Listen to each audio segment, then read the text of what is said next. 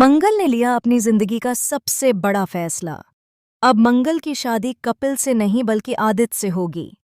पूरे 17 साल बाद मंगल ने आदित्य को दूसरा मौका दिया है। अपनी शादी को एक बार और ठहरने का समय दिया है। लेकिन जैसे ही यह खबर बाकी लोगों तक पहुंची तो बुआ दादी, कपिल और प्रतिमा के पांव तले जमीन खिसक गई। कपिल को तो इस वक्त 440 वोल्ट का झटका लगा, क्योंकि वह कहीं न कहीं मंगल से प्यार कर बैठा था और अब मंगल ने ही उससे शादी करने से मना कर दिया है।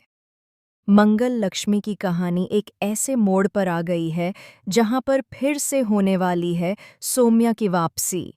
और इस बार सौम्या पहले से भी ज्यादा खतरनाक अंदाज में आएगी, अपना इंतकाम लेने। वह मंगल और सुधीश जी से अपना बदला पूरा करेगी, यहाँ तक कि वह मंगल और आदित्य की शादी भी नहीं होने देगी। लेकिन आखिर सौम्या वापस क्यों लौटी है और उसका असली मकसद क्या है? क्या वह फिर से मंगल के घर को तोड़ना चाहती है, या इस बार मंगल और आदित्य दोनों को पूरी तरह से बर्बाद करना चाहती है? कहानी की शुरुआत होती है मंगल से। मंगल शादी के जोड़े में सज धज कर तैयार थी, क्योंकि उसकी बहुत जल्द शादी होने वाली थी। मंगल ने यह निर्णय ले लिया था कि वह कपिल भटनागर से शादी करेगी, लेकिन तभी कुसुम आ जाती है। इस बार कुसुम अपनी बेटी को विदा करने नहीं, बल्कि अपनी बहू को वापस घर लाने आई थी।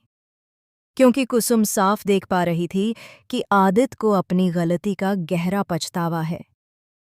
अब आदित्य मंगल को पहले की तरह नहीं देखता, बल्कि इस वक्त वह मंगल को एक कीमती हीरे की तरह देख रहा है, वह हीरा जिसे वह खो चुका है।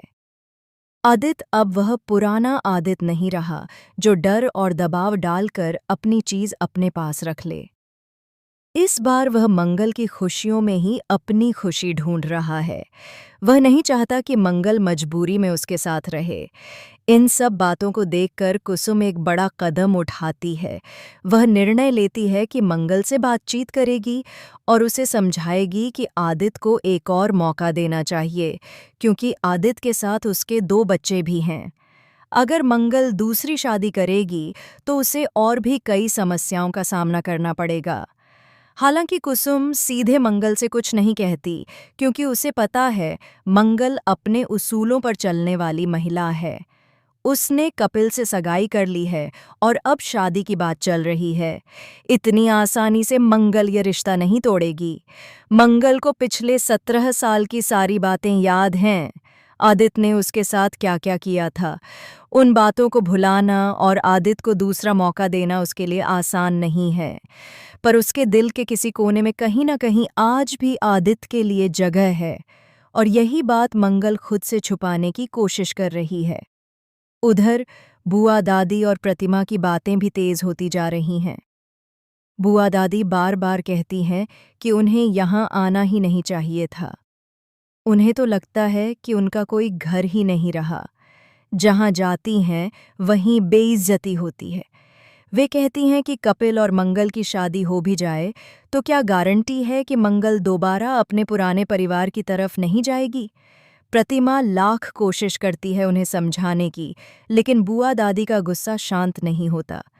इसी बीच मंगल कपिल के घर पहुंचती है और आदित्य को टेंशन में देखती है।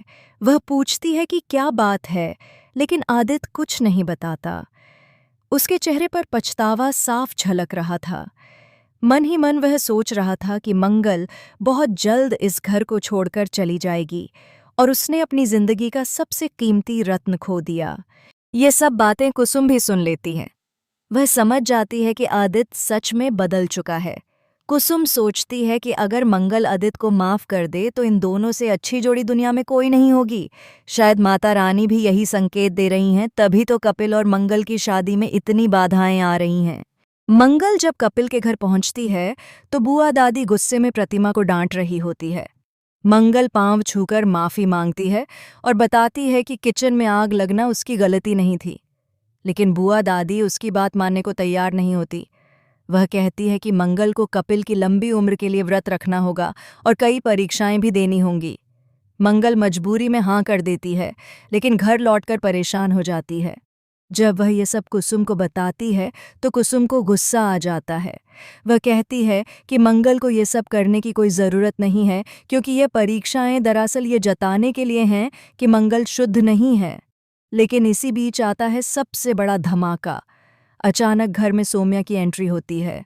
उसकी आंखों में नफरत की आग थी और हाथ में कागज़ों का एक पुलिंदा। वह चिल्लाकर कहती है, यह शादी कभी नहीं होगी। मंगल चाहे जितनी भी परीक्षाएं दे ले, चाहे जितने भी व्रत रख ले, पर अब उसकी किस्मत मेरे हाथ में है।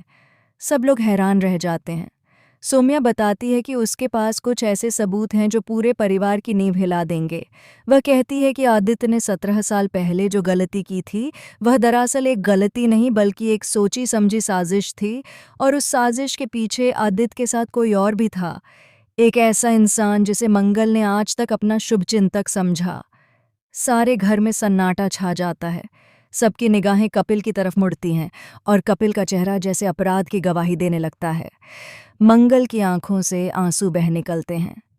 क्या सचमुच कपिल ही वह इंसान है जो आदित्य की पुरानी करतूतों में उसका साथी था? क्या कपिल का प्यार सिर्फ एक दिखावा था? यह सवाल सबको हिला देता है। मंगल खुद को असमंजस में पाती है। जिसे उसने अपना सहारा समझा था, क्या वही उसके अतीत की बर्बादी का असली गुनहगार है? और अगर यह सच है, तो क्या अब आदित्य ही उसकी एकमात्र सच्चाई है? सोम्या हंसते हुए कहती है, मंगल, अब तुम्हारे पास 2 रास्ते हैं। या तो उस आदमी से शादी करो जिसने कभी तुम्हें धोखा दिया था, या उस इंसान का सच जानो जो आज तक तुम्हें सहारा देने